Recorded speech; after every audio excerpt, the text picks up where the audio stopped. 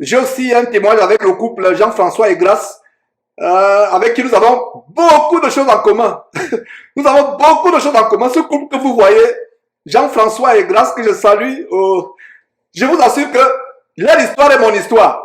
Leur histoire, c'est qu'ils ont été embrigadés dans le ministère de la Voix pendant au moins 20 ans, si je me trompe. 20 ans. Si voilà. Si j'ai dit ce qui est correct, faites ceci. Voilà. Donc, au moins 20 ans, les deux.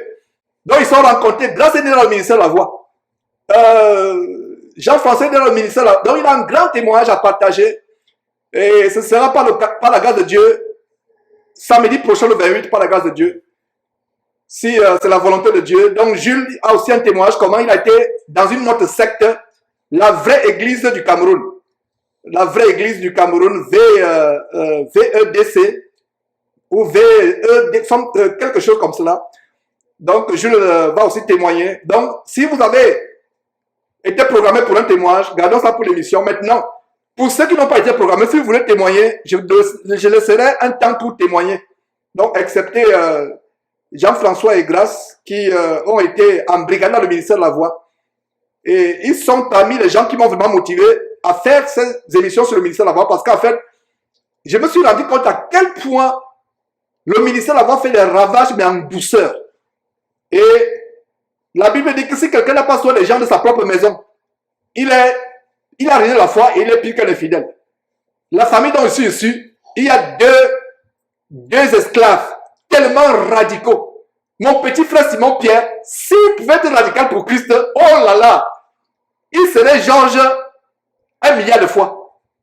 Si mon petit frère Simon Pierre, et Simon Pierre, si tu m'écoutes, je ne te déteste pas, je t'aime beaucoup. Je sais que les malédictions que tu as envoyées, c'est parce que tu es possédé, tu es envoûté. Moi, je t'ai envoûté. Je t'aime beaucoup, Simon Pierre. Et j'aimerais que tu sois le vrai Simon Pierre de la Bible. Et donc, si mon petit frère Simon Pierre devenait radical pour Jésus, oh là là, Georges serait, ça dit qu'il serait, ce serait Georges fois 1 milliard de fois. Il est radical pour cet homme. Well. Il est radical pour le ministère de la Voix. Et ça me fait mal. Moi aussi, regardez le zèle que j'avais, le zèle que j'ai aujourd'hui. Je vais vous faire une révélation, une confession. Le zèle que j'ai aujourd'hui, que me connaissons avoir aujourd'hui, j'avais ce zèle 10 fois plus que le ministère de la Voix. C'est vrai, je ne mens pas. Le zèle que j'ai actuellement là, j'avais ce zèle 10 fois, donc j'avais même un zèle plus que, et j'ai dit ça va ma honte. Et je suis en train de travailler pour que le zèle que j'ai pour Jésus-Christ soit plus élevé que le zèle que j'avais pour le ministère de la Voix. J'étais zélé. En fait, c'était un zèle d'envoûtement, un zèle de sorcellerie. C'est pour ça que sur le plan de la chair, ça se manifestait plus. Mais sinon, mon zèle pour Dieu est toujours là. Alors, vraiment, nous avons j'ai deux de mes petits frères dedans. Et qu'est-ce que je vous dis? Si quelqu'un n'a pas soin de sa propre famille, je peux prêcher la parole de Dieu au monde entier. Ça me fait plaisir de voir comment les âmes se convertissent, comment les gens renoncent au péché, comment les vies sont transformées.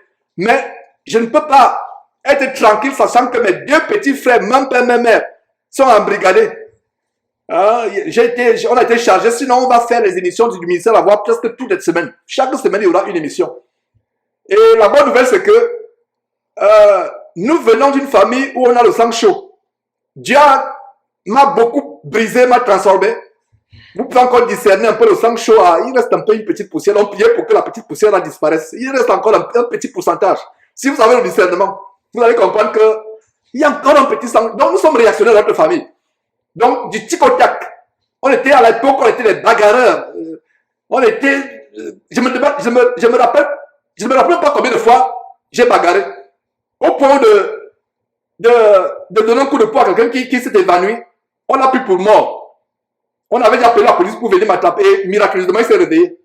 On a fait tout pour, comment on dit, CPR, je ne sais pas comment on dit CPR en français, c'est-à-dire que vouloir ressusciter la personne ne se réveillait pas, donc on est venu m'attraper, on a dit que vous l'avez tué. Donc voilà comment j'étais un homme violent, j'étais agressif. Alors, c'est comme ça que mes frères sont. Quand je fais une publication, ils réagissent. Et je vous ai toujours dit, mes frères et sœurs, pour que le feu s'attise, il faut ajouter le bois. Pour qu'il y ait une querelle, il faut au moins 2 personnes. Quand une personne se retire, il n'y a plus de querelle. Donc la sagesse, c'est que dès qu'il commence les querelles, je me retire. Je fuis même, fuyant les querelles. Alors, La bonne nouvelle, c'est que quand nous avons publié, quand j'ai publié comment Walwal est mort de maladie, oh là là, eux qui sont réactionnaires, eux qui insultent, qui envoient les menaces, comment on dit au Gabon? Chouing. Ça veut dire que vraiment, ça veut dire que silence radio. Ils étaient choqués et quand mes frères dans le silence, ils sont tellement agressifs, mes petits frères. Ça veut dire que c'était même face à face, je pense que je devais recevoir de bons coups de poing. Heureusement que c'est à distance. Mais, avec la dénonciation du ministère avant où j'ai démontré comment on a menti sur la mort de Walwal, je suis parti déterrer du côté de Ohio le certificat de décès pour montrer que ce homme n'est pas mort paisiblement dans son sommeil, il est mort en souffrant horriblement.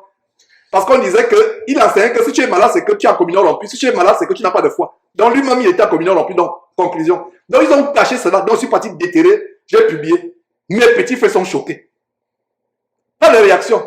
Deuxième chose, c'est que il avait dit que Dieu lui avait parlé d'une voix audible, que je t'enseignerai des révélations telles qu'elles n'ont jamais été enseignées. Et je t'enseignerai cela. Et j'ai manqué le livre. Je ne sais pas si vous avez vu la vidéo lors d'une de mes pauses. Je suis sorti avec un livre où je vous montrais les livres, etc. Quand ils ont vu ça, aucune réaction jusqu'à aujourd'hui. Ils réagissent sur le tac. Dès que tu postes la seconde qui suit, ils réagissent. Et ils t'écrivent les tests quand ils réagissent. Il faut avoir le temps pour lire. D'abord, je ne lis même pas. Ils ne savent même pas que je ne lis pas. Je vous dis aujourd'hui, si vous m'écoutez, cher petit frère, je ne lis pas. Je n'ai pas le temps pour lire. J'ai le temps pour prêcher la parole de Dieu. Il n'y a pas le temps pour les querelles. Je comprends que vous êtes envoûtés. Alors, ils écrivent des tests, mais depuis, ils n'ont pas écrit. Deuxième chose qui les a choqués. Donc, Walwal qui disait que Dieu lui parlait, j'ai pris 2 livres qu'il a copiés et les 2 livres qu'il lui-même il a écrits. Vous allez voir des choses terribles. Deuxième chose qui les ont choqués.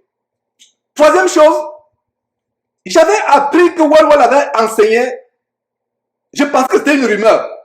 Il avait appris que Walwal avait enseigné que Jésus avait été sodomisé. Que l'histoire que les soldats se moquaient de lui, en fait, il a été sodomisé publiquement. J'avais appris cette rumeur et je me suis dit que c'était la rumeur. Jusqu'à ce que Jean-François et Grace confirment que séparément, ils ont suivi ça dans un enseignement de manière audible. J'ai dit, wow, donc c'était pas une légende, c'était vrai. Alors j'ai publié cela. Mes petits frères sont en deuil. En fait, il y a cet envoûtement. Ils sont en deuil. Normalement, ils devraient même venir dire que Georges se repent. Mais ils sont en deuil. Ils n'en reviennent pas. Ils ont les maux de tête. Ils ont le palu. Ils ont la malaria. Ils ont les maux. Ils ne dorment pas là-bas. Voilà une nouvelle. Ils ne dorment pas. Ils n'en reviennent pas. Ils disent que mais ce grand frère qui est fou, il n'est pas aussi fou. Il nous a montré l'acte de décès. Le certificat de décès. J'espère que ce n'est pas quand même Photoshop. Maintenant, il nous montre le livre. Il n'est pas aussi fou que ça parce que dans la famille, on se dit que je suis fou, je suis perdu. Voilà, dans la famille. Donc, c'est un grand témoignage. Et Jean-François et grâce que Dieu vous bénisse. Et j'ai sur le bout des lèvres quelques témoignages déjà sur les miracles que Dieu a accomplis dans la vie de Jean-François, mais je vais résister. Les esprits des prophètes sont soumis aux prophètes. Je vais résister, Jean-François. Je ne vais pas sortir, lâcher le morceau. Alors, lisons le témoignage de Lydie Mendemo.